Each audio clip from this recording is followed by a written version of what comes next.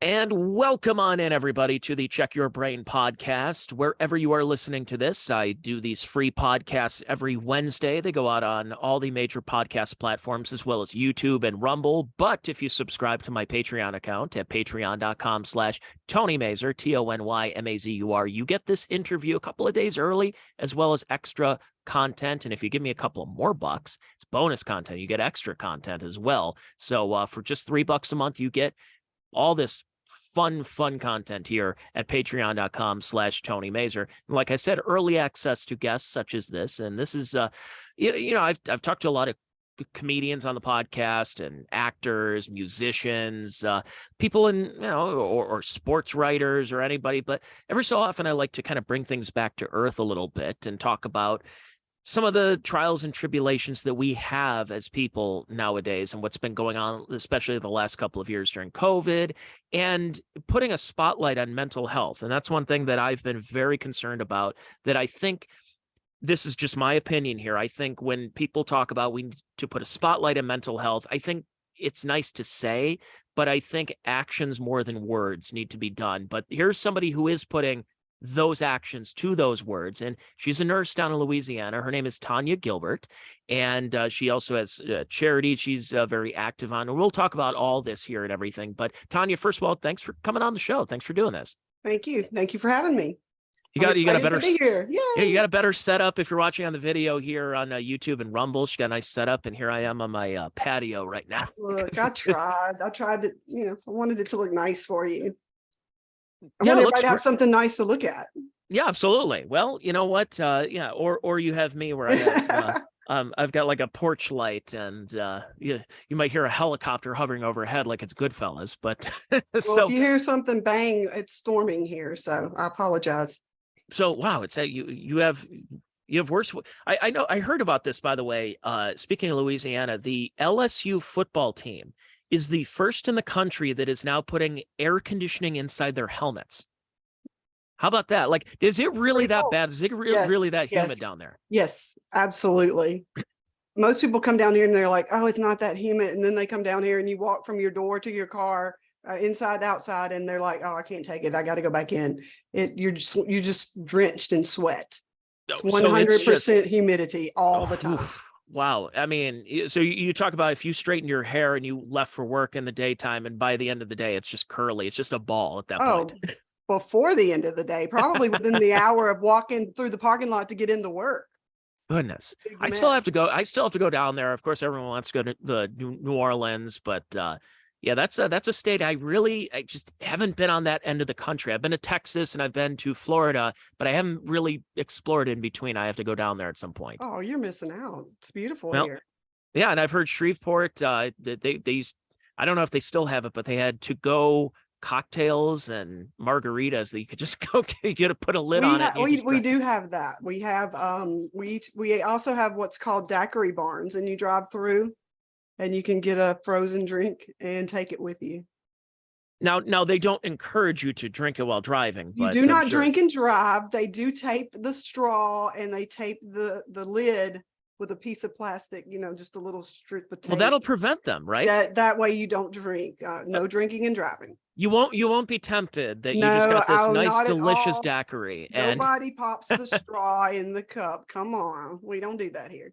Well, you are a nurse, so you've dealt with a lot of stuff the last couple of years, and I guess because I know a lot of nurses too, and what they've been dealing with, and there's also a mental health crisis with a lot of nurses, and even before COVID, of what people have to deal with, what they have to see. That's why when you hear about someone who's a therapist who also goes to a therapist, right. So you're always dealing with this constant cycle when it comes to your mental health. So talk about what led you, obviously with you being a nurse, but what led you into focusing and putting that spotlight on mental health? A lot of it is with myself. You come into nursing and you are basically dealing with a lot of stress every single day. You're dealing with people on their worst days. And so you have that to go home with, and you really don't get to the things you see and deal with on a daily basis inflicts trauma on people Of course it does. And so we don't really have anybody that we can let that out on. Like, we don't go home and try to throw that on your family or anything. And then, of course, the COVID hit, and that was a huge hit to everybody as far as psychological, emotional, mental. Because not even just as far as the virus, but the repercussions of it too. Yes. I was in the middle of it, 100% working in COVID and dealing with it every single day. And just being, well, at first, we didn't know if we were going to live or die. Of course, being nurses, with catching it. And we're dealing with people every single day that have it. And then you're going home and you're alone, and there's no one to talk to, no one to make you feel better, no one to touch you, no one to hug you. I didn't even get that contact from people probably until 6 months or more into COVID. And so that starts having an effect on your mental health as well. No physical touch was just detrimental to a lot of people, not just the nurses. That's something that people need, animals need, everybody needs touch. And I believe it would have made a big difference in a lot of people's lives then, if we could have been able to do more touching and hugging. And yeah, well, that's what bothered me at the beginning was when, in the last few years, and I think rightly we have put that spotlight on mental health, but when I've said, in my opinion, that we say nice things about it and we're like, no, we're here for you, but in reality, it just kind of, when the worst of the pandemic was happening, where people are old people who wanted to see their grandkids, and you're telling a grandma to say, no, we're not allowed to see you because of germs, or that people had to postpone weddings and funerals. And I knew several people who in 2019, they're like, I finally got my life together. I'm sober now. I'm not doing drugs. I'm not on perks. I'm not drinking right now. And then they have nothing else to get them through the day. Their job got shut down or got altered. They're stuck at home. They can't see their family, can't see their friends. They're told that the only way they can see them is through what you and I are doing right now. But you and I are doing this because you're in Louisiana, I'm in Ohio, not somebody who lives 2 miles away. It's like, no, we can't go out there. Correct. What does that do to somebody's mental health? And I don't even think we're even close to seeing the repercussions of how that ended up happening. Oh, no, no. And you got to think about the fact too, that touch heals. Believe it or not, touch heals. So if you have people that are sick or have even mental health problems, touch helps. It helps heal people. It just does something to the psyche. I'm talking from experience. I'm not talking as a scientist or anything. I'm just talking about from myself, from seeing it, that if somebody's there with you and visiting you and being nice to you and talking to you and stroking your hair, touching your hand, it aids in people getting better quicker, people getting better that you didn't think were going to get better. And I think a lot of it too has to do, like you're talking about, with the mind and the mental health part. And people still do say, yeah, you're right, there's supposed to be a change and a different status with mental health, but people still, if you hear about people having mental health issues, there's still stigma. It may be behind closed doors or behind people's backs now, but there's still a stigma. If someone were to, let's just say if I came out tomorrow and went to work and said, you know what, I just was kept in a facility all weekend because I was having a nervous breakdown, I'm sure that people would have something to say about it behind my back. But it shouldn't be that way. It's especially with what's going on with the pandemic and everything happened. It's affected a lot of people that may not even realize they had mental health issues. It kind of highlighted, and just put an effect on these people. So now they do. And there's nothing wrong with saying you need help. There's nothing wrong with saying you need some medication. And that's a big stigma on people. No one wants to say they're on medication for depression or anxiety or anything like that. I would rather see somebody and know somebody and date somebody that is on medication and know that they're okay and they're stable than I would somebody that's trying to handle it on their own, and you have to worry about their well-being or them possibly being suicidal. Yeah, that's, we've been hearing a lot of stories about that and people bringing up their own personal stories. And if, whatever you want to get into, but this does affect you personally. And if you're able to tell a little bit about your story, your background, and what put you on this kind of platform in order to put this out front as far as talking about mental health. I don't mean to pry, but, No, it's talk fine. about a little bit about what you can. That's what I'm here for. I have decided that I'm a private person. So as far as my home life, my emotional well-being, I've never really put it out there, not even for my family. And I decided I'm strong enough now and I want to help women, especially. And so I've decided to start telling my story. And if that's what it takes to put my business out there and people think differently of me where I live, then so be it. I'm here to help other women. It's not about me, it's about them.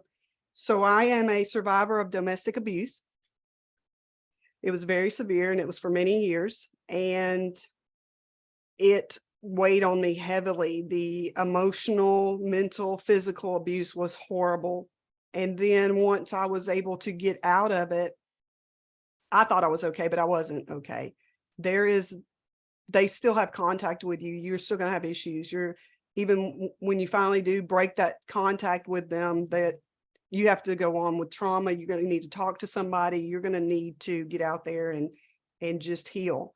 And the only way for me to do that was to talk to somebody. And then, of course, I was blessed enough to have my little Chihuahua, and he was with me through everything, the beginning, the middle, the end. So I got to thinking about it, and I was like, there's no program set up really for women to be able to get out and get a therapy dog. And that was something that I knew. That was something I knew about, like, because my son was in the Navy, and when he came out, there was things for him. And as well, people that had post-traumatic stress, they could get a dog, and that was through the VA. And I said, that's what women need. That would be a big help. So what can I do to start something like this? And I decided, well, I'm a big advocate as well for saving animals, especially rescuing dogs. And I thought, why not? After COVID, especially, people got back into their active lifestyles and going to work, and a lot of them didn't have time for these dogs. And a lot of dogs are going back to shelters. And then a lot of people are hurting because of COVID, and they can't afford the dog anymore. They can afford food for their children or themselves, and they have to make a decision. And that's a hard decision because dogs become your family. And I do not. It's a commitment. Yeah. It is a commitment. When I started seeing people, I heard those stories just really bothered me when they're like, look, I was at home for a year, but my boss told me I got to go back to work. I can't take care of this dog anymore, or this cat. And I'm just like, this is not a present. I mean, you can use it as a present. This is a 12 to 20-year commitment that you're going through right now. And when you told me about that, we talked a couple of weeks ago on the phone about this. It's fascinating when you see some of these shelter animals that have been there, and you hear the great stories about someone who goes to a shelter and says, what's the oldest animal here? I will adopt it. It's great. But also in that same note that there are some of those animals that, like, it's a dog that's a year old, that it may not be a puppy, but it's also not very old, has a whole life ahead of them. Why not look in terms of trying to train that into being a therapy animal, where if somebody has some trepidation with flying or public speaking or just going out in public, why not give it a shot? Well, that was my thinking anyway. Just like that, I thought, why not take these dogs and train them to be therapy dogs for women who are abused and are dealing with post-traumatic stress. They're dealing with anxiety. They're dealing with depression, panic attacks, things like that. So I can go in and take as many of these dogs out as I can, train them, the ones that, of course, meet the criteria, train them, and any woman that has an issue and would like one can get one free of charge. And that's what I have started. And the name of my foundation is called Don't Lose Heart. And it's because I don't want the animals to lose heart, like they're in a situation that they're going to be in and they're going to just die there. And I want women to learn to feel the same way. Don't lose heart, because you're going to get out of this situation. I've been through it. I've been to the bottom.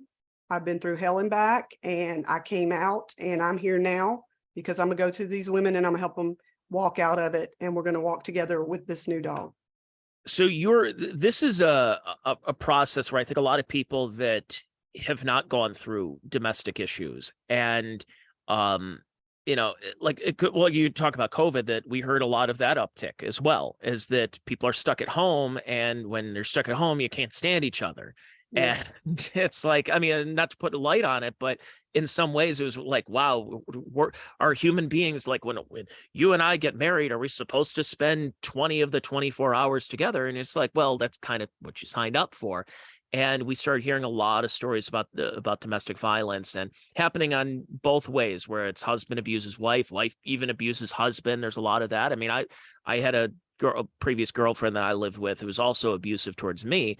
But as a stand-up comedian, I put it into a stand-up act. So, and I did get a cat, though. I will say, though, it was helpful getting a cat at that time.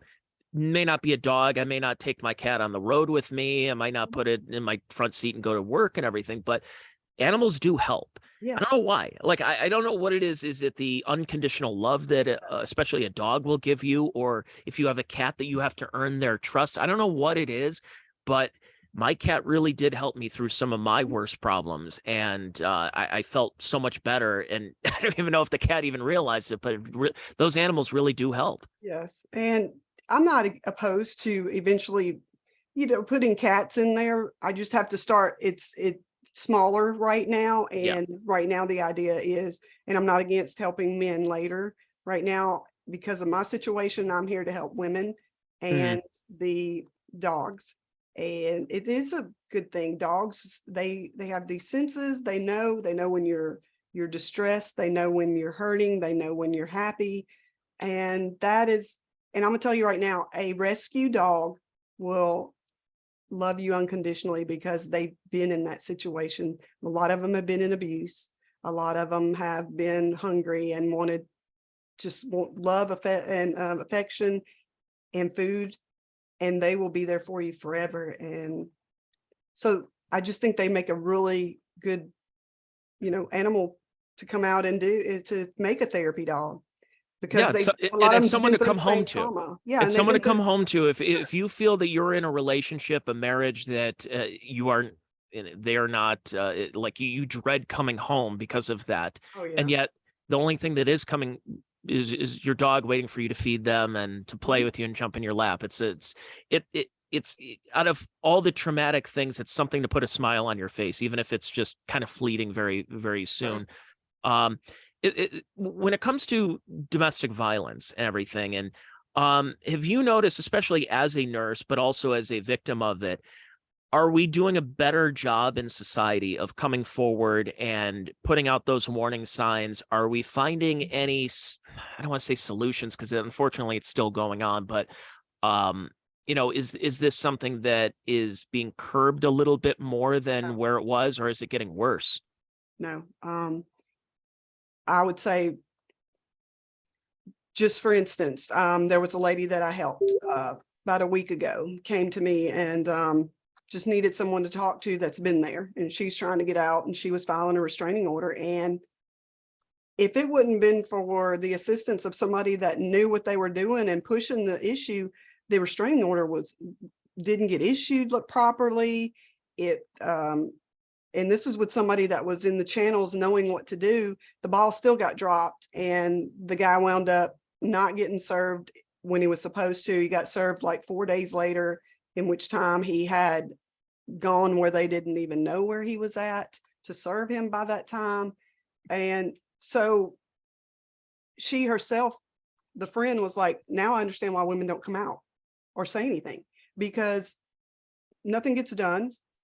By the time it does get done, terrible things could have happened to this woman. He could have found her. He could have gone to where she was, beat her up, killed her, heaven forbid, anything. And that's what a lot of us women deal with, because the repercussions of him finding out that you've done this and then it not getting follow up with is terrible. And once you get their vengeance, is really worse than what it was before you did it. So the best thing to do is for a lot of us was to stay quiet. And because mine threatened me all the time. He threatened me he knew I was private, and he threatened me to tell my family. He threatened to tell my ex-husband so that my son would get taken away from me.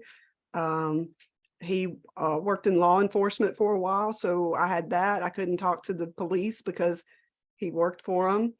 There was a lot of things that he would like beat me and then say, call the cops. And what I'm gonna do is I'm gonna beat my head on this mirror and I'm gonna bash my head in it.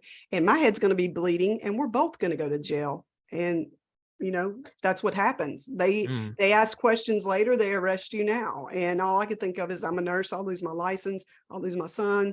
So like I said, the mental part is just as bad as the physical part.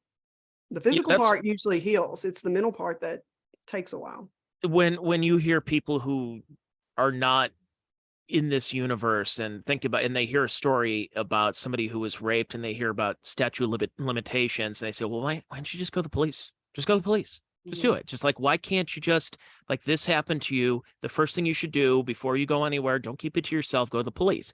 And I think if you're, one of the fortunate people who are not a part of that, you don't understand what plays into. And like you said, where you'll have somebody who is a complete nutcase who will say, will hurt themselves and say that you did this, and no one's ever going to believe you. Exactly. And you put that, you inject that mentally into a victim's mind by saying, maybe I was beaten, maybe it is my fault. Maybe it is. And the psychological warfare that happens on top of the physical stuff. And, it's just unfortunate that it still is going on. And, during COVID, like we said, it got exacerbated in a lot of ways. It is good that more women are like yourself are speaking out about this and doing something about it, and a lot more support groups or Facebook groups or whatever the case. But, it's just, wow, it's just the fact that it's still going on. Like, I can't even fathom that. I can't even fathom laying my hand on my wife or anybody like that to get to that level. But it's happening. It's happening right now, unfortunately.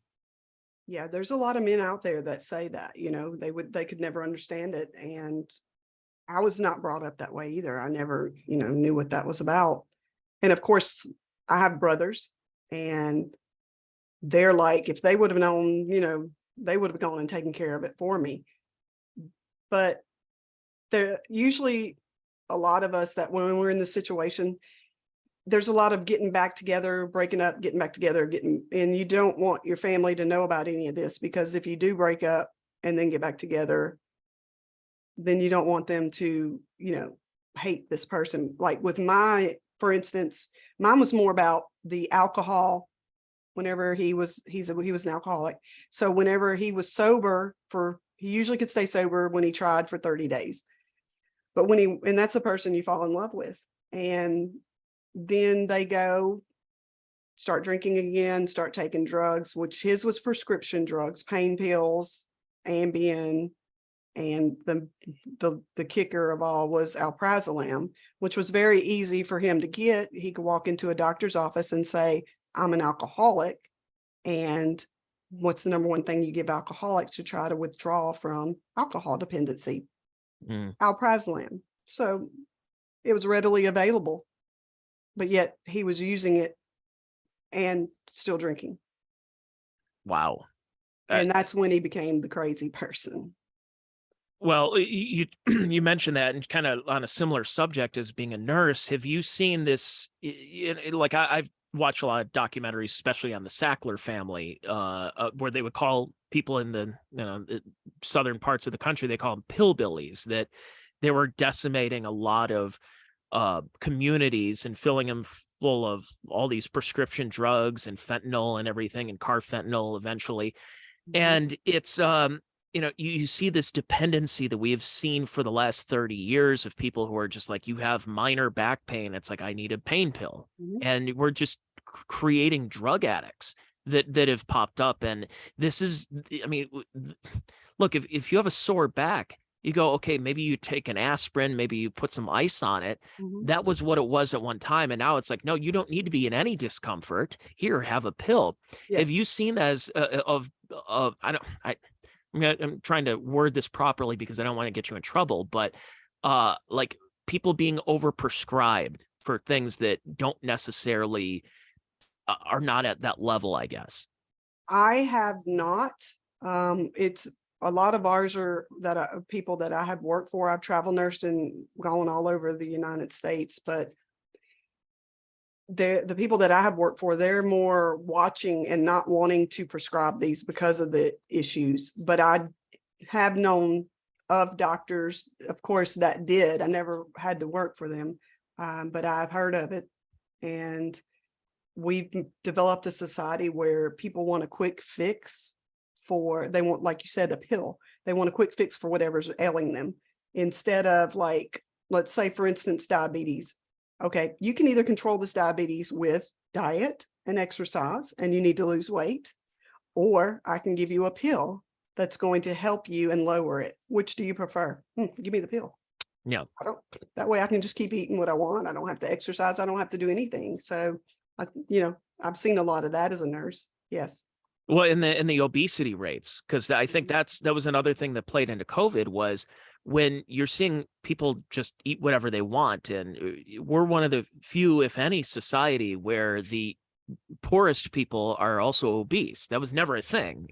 In any society, the people who were portly, who were big, that meant they were well fed. That meant they probably had some money up until recently, where we have dollar menus and something. It's like, look, I could go to the Whole Foods down the street, or I could take the family to McDonald's and, fill them up on $20. And that's just so, okay, it's cheap, but it's also cheap food and it's not good for you. So we were seeing a big spike when it came to the comorbidities during COVID. And as a nurse, I'm sure you've just seen how those comorbidities just continue to multiply because people are just not taking care of themselves. And if they can take a pill where they can, all right, no, well, let's see, I want, like you said, that quick fix. If I have the quick fix, I'm going to be okay, as opposed to maybe I should cut out the booze. Maybe I should cut out the fast food. Maybe I should go to the gym, get a membership. Maybe I should at least start walking. And I think a lot of people just didn't want to do that. And it's, I guess that's my own editorial, but it just seems that that's been causing a lot more problems than it hurts. Well, the sad thing about it is when you want to, like me, I try to eat, halfway decent. I do like burgers and pizza and stuff like that. But I do try to eat. Yeah, you have Raising Cane's down there in Louisiana, right? Oh my gosh, yes, it's best. Probably in every corner. Oh, so good. So I try to limit myself of eating stuff like that, but it's gotten to where it's cheaper for families to eat junk food and fast food than it is to go buy healthy food in the store now. And that's sad. It used to be the opposite when I was growing up. We didn't get to go to McDonald's. We didn't get to just run and go to Burger King, or any of that. And it was like a big deal. Like maybe Sunday after church, the whole family got to go to, say, like Ryan's or something. And that was a big deal, a big buffet, or you got to have that little steak or something like that. But no, we cooked every meal. And so things have changed in society. And until society goes back as a whole and changes it back, it's, I don't know. We need to make it where it's cheaper to eat healthy. Yeah. Well, I mean, it takes more work. And I think we don't want to do the work. And I think we want to, like you said, that quick fix of, how about if I take this and then it'll help me lose weight? Or, okay, it's going to take you 6 weeks, but then you might see a little bit. Like at the beginning of the year, I don't have an addictive personality, but I realized I do like booze. I like drinking beer every so often, do some shots. And at the beginning of the year, I did dry January. So I didn't drink from around New Year's up until Valentine's Day. And I think back to, because I've got a wedding this week and my brother's getting married and all these other events happening through June and into July and July 4th. And because of July 4th, I know it's going to be burgers, hot dogs, here, have a beer, have this and this and this. And it's so tough when you're in social circles where it's just accepted that, oh, you drink beer and you eat crappy food and everything. And at least with January, it was an opportunity where I don't see a lot of people and it's too cold outside here in Ohio that, yeah, I don't need to go to the bar tonight. I'll just have a nice meal at home. And I felt so good. Like I actually felt wonderful. I didn't Yeah. wake up with a hangover. I was getting 8 hours of sleep a night. It was nice. And here I am now. We're recording this in June, and I had a couple of drinks today, and and then I wake up, I'm like, oh, I got this Yeah, headache. I wait till What's going after on? the podcast. See, I wait till after my podcast because I don't want to drink before. Come to Louisiana, let me tell you, where all we do is cook this amazing food with all kinds of seasonings, and then it's we hit crawfish season, and that's a big deal. Crawfish and beer, that's what we're known for. And then we have, we boil crabs, we boil shrimp, we boil crawfish, and it's continuous thing. And then of course, I mean, we have all kinds of food that is, it's cooked in a lot of butter and Oh yeah. Paula Deen specials. Yes, exactly. Have some beignets. Oh my gosh, have you ever had a beignet? I have, yes. A real beignet from yes, in New I've had Orleans? the real beignets, and my wife's been to Cafe Du Monde down in Oh, okay, New there you Orleans. go. And You know about it then. Okay, yes. Mhm. Oh my gosh, you can't just eat one. And then, so, I mean, it's bad. And then, of course, you've got the alcohol. I mean, Louisiana is kind of known for that, it's food and drinking. And so, yeah, it's hard to break that. But it's about balance though, and You've for you got to being a balance nurse, it. Yeah. traveling nurse, and you also have your own what you're doing locally, is that okay, you like your beignets, you like drinking some beer, but it's also about balance, and it's making sure, like we've heard about, everything is good in moderation, including moderation. It's true though. It's very But true. I mean, again, like I said, this weekend, forget about it. You're going to probably put me in a wheelbarrow at that point based on the amount of drinking and food. But then I also acknowledge that by Monday, I'm going to go back to the gym. I'm going to go in the sauna. I'm going to try and get 5 miles running at the gym. And it's all about that balance where I know that I'm going to have to pay for this at some point. I'm going to have to pay. It's not going to be pleasant. It's going to hurt my joints. It's going to, I'm going to keel over and sweat. You're still young. Wait till you get old like me. Then I'm an old man now. Oh no, I'm old. And let me tell you, it's rough because inside I still feel 25, but I can't burn it off as quickly as I used to. Oh, yeah. It's frustrating. Yeah, as soon as I hit 30, the hangovers, it was just like, what is this? Like, should I call a scientist? This is not real. It's like, what's happened? It's like, dude, you just drank too much yesterday. But again, it's about the moderation. It's about making sure that you're living at least a somewhat healthy lifestyle. We're not expecting everybody to have kale smoothies every day, but if you balance out the Raising Cane's, the Caniac combo with a little bit of exercise. All about it, don't you? Oh, absolutely. The box combo, the Caniac. Right? You're in Ohio, right? Oh yeah. We're there. They're popping up. They're like on every street corner right now. No way. Mm-hmm. So everything south eventually comes north. Y'all have the sauce and everything. You have the sauce. Look, we have Waffle House down the street from me. Yeah. How you say sauce? You say it sauce? Sauce. Sauce? No, not sauce, but sauce. So with the SAWCE. We say sauce. Sauce. It's sauce.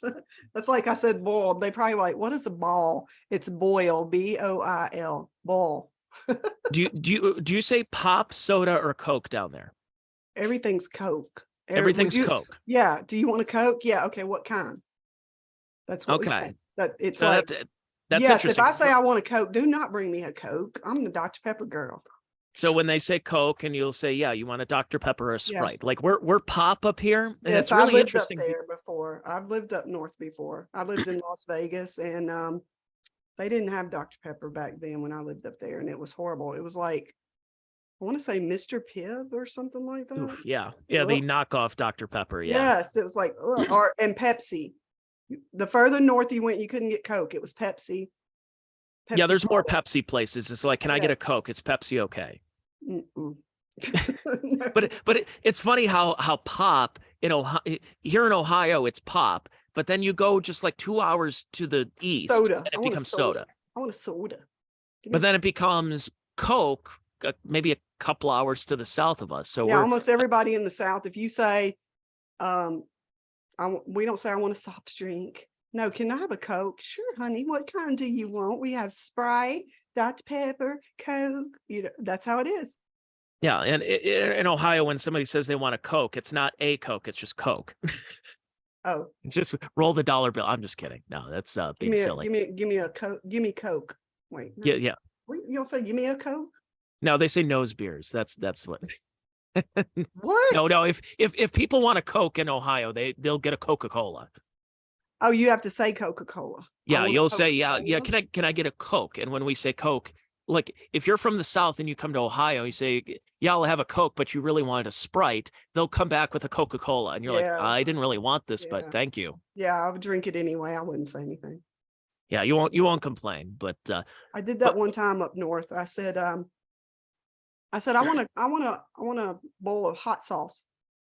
And the guy looked at me and he said, what? And I said, a bowl of hot sauce. And he came back. He literally had poured like Louisiana hot sauce in a bowl and brought it to me. And I was like, what the heck is this? I meant salsa. Okay, bring me a bowl of salsa and chips. Okay, see, I would have been confused if I were a server there. Like if you said a bowl of sauce, yeah, I probably would have done that, taken some Tabasco and put it in a soup bowl. You must have dumped the whole 2 or 3 bottles and just get it that big. That's crazy. I need to move south, but we say a lot of backwards things, and it's hard sometimes. What we say is backwards, but we know what we mean, and then the person you're talking to does not, and it can be frustrating.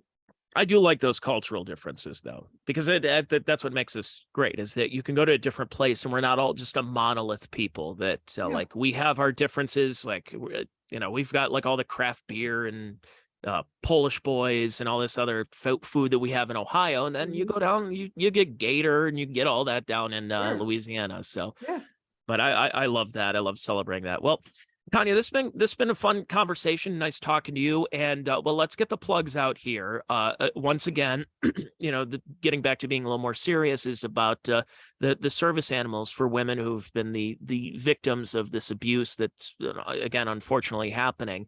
Is there a website? How can people get in touch? How can people get in touch with you? How can we grow this where we can make it from where you currently are in Louisiana, make this more of a nationwide thing? That's my goal. My goal is to make it nationwide. My goal is to also eventually rescue every shelter dog that needs it, that can be a therapy dog, and to give every woman across the United States, and who knows, even worldwide, a therapy dog if they want one. They can reach me right now.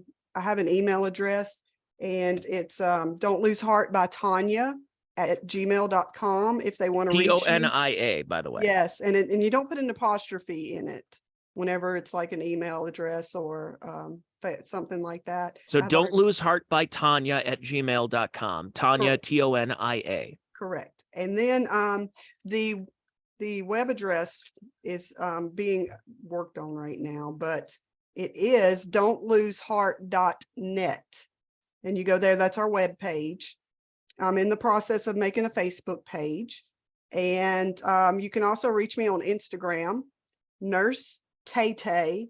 It's all one word, and it's TAETAE, and that's my Instagram account. These are if you just want to reach me and reach out and offer your services, tell me your story, whatever you need. I've gotten a lot of people that have already reached out, that people I've even known that keep these things to themselves. So I want to be there as well for these people. If you need just somebody to talk to, I'm here. Just reach out to me and I'll respond to everybody as soon as I can.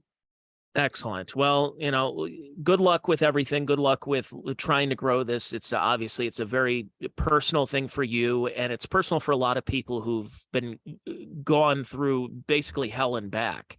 Yes. And they don't know where to turn, and they realize that there are people who've been in similar shoes and that they need some kind of guidance. And if all it takes is that you do adopt a service animal, and it's anything you can do to help and deal with the PTSD from what you've been through. And like you said, your son being in the military and what they're able to do with the VA, with service animals. Why not somebody who didn't necessarily see war overseas, but saw war at home? Exactly. And trying to help out what they can, especially for some of our most vulnerable. So yeah, again, don't lose heart by Tonia at gmail.com. If you have any questions, you have anything, maybe you want to bounce your story off of her, just to know that maybe you were in the same boat, or if you have something where you want to help donate or spread the word for that, please go reach out to her, as well as on social media. But Tonia, thanks again so much for doing Thank this, you. and looking forward to putting this out there and trying Thank to you. reach as many people as we can, try to help as many people as we can. It's people like you that are making this possible for me. And I really want you to know how much I appreciate it for letting me get on here and just talk about it. And, you know, I tried not to be too serious. I tried to bring a little bit of fun to it as well. But there's a lot more that I can talk to these women if they need to talk about. I've been there. I've been through the trauma. I've been to wanting to know that I wanted to kill myself, that I wasn't good enough, that I was, all the feelings they're going through, I've felt them, to not being a good enough mom. So I'm 6 years down the road and I'm back out of it and I'm better. And I'm here now to say that I'm strong and I'm here to help you get stronger. I'm glad you're here still with us and coming Thank out you. on the other side. And again, I know it's a daily struggle. Some days are going to be better than others, but Absolutely. let's hope the better days continue. And for not just you, but for other people who might have been in a similar situation listening in the audience. And I want to thank everybody for listening to today's Check Your Brain podcast. Again, if you liked what you heard, subscribe wherever you get your podcasts, Apple Podcasts, Spotify. I am on Patreon at patreon.com/Tony Mazur, where you can get this podcast up early before all the freeloaders get it. So, but again, if you don't want to donate to the Tony Mazur Fund for paying for his beers on my Patreon, please go and donate to great causes like Tonia's. So thanks everybody for checking out the podcast, and I will talk to you fine folks coming up next week with another edition of the Check Your Brain podcast. Bye now.